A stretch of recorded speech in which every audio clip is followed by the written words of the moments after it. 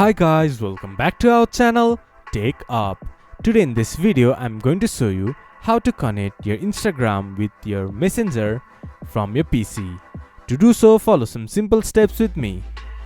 First of all, open your Messenger.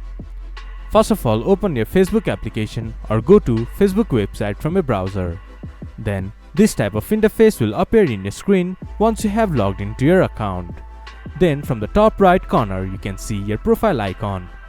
Click on it. Then go to Settings and Privacy option. From there, click to Settings.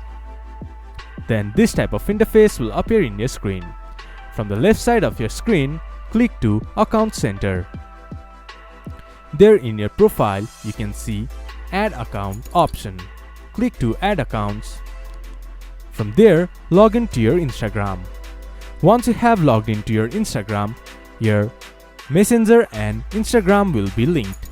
This is how you can link your Messenger and Instagram from your PC. This much for today's video. If you guys find our video helpful, please leave a like and comment. And do not forget to subscribe our channel and hit the bell icon. I'll see you guys again in our next video. Thank you for watching.